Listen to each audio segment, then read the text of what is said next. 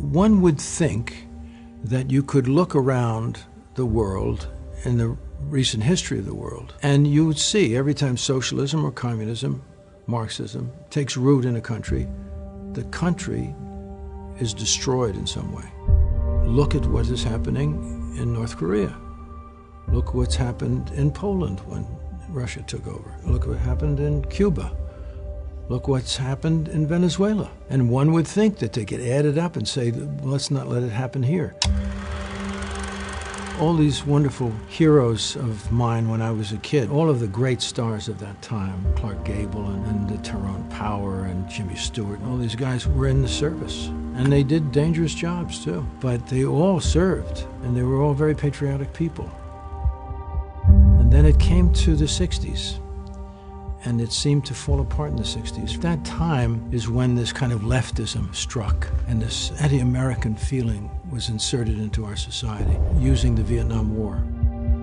Well, I had a big hit at the end of the 60s, and so I became part of this group of people, these young lions that were coming forth, you see, that were all negative about our country, speaking out about the war. The end of the war was marked by the murder of 2.5 million people in Laos, Cambodia, and Vietnam. And the left, the people who were out there at the sides of them, just walked away and took this moment as a victory.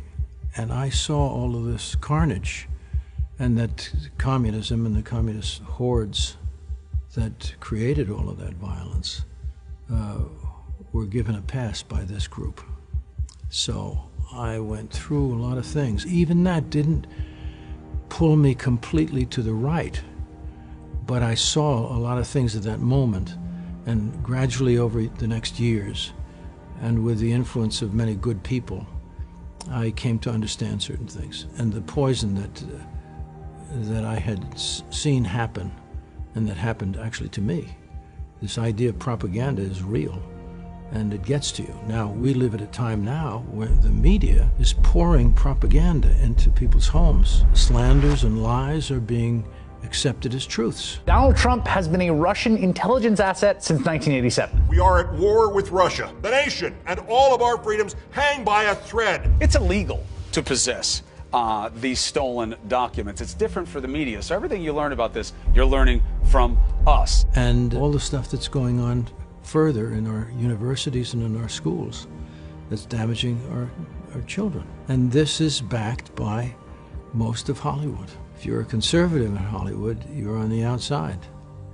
And you don't have an easy chance for a career. You know, people can hire who they want. This is a free country, still.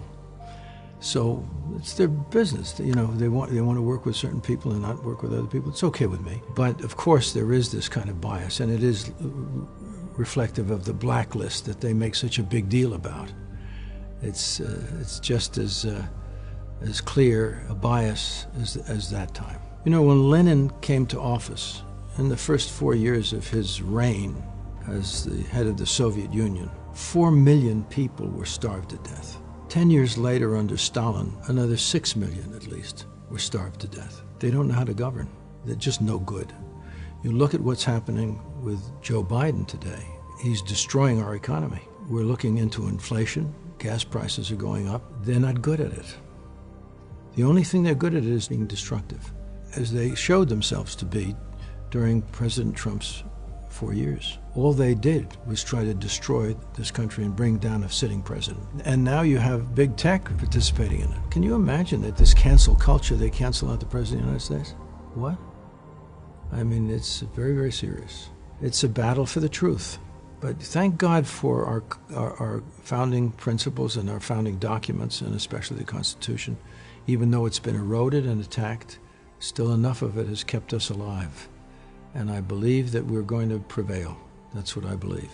I believe all these wonderful people that have stepped up and can explain things to the American people. And once a person gets connected to the truth of things, they don't leave it. The truth is God's truth. Truth is God. Good is God. And we're fighting lies. Well, that's what's great about what this channel does, you know, what Ben Shapiro has done, what Candace Owens has done, you know. They have alerted people awakened them. So we have a little battle on our hands, and we're not going to give up.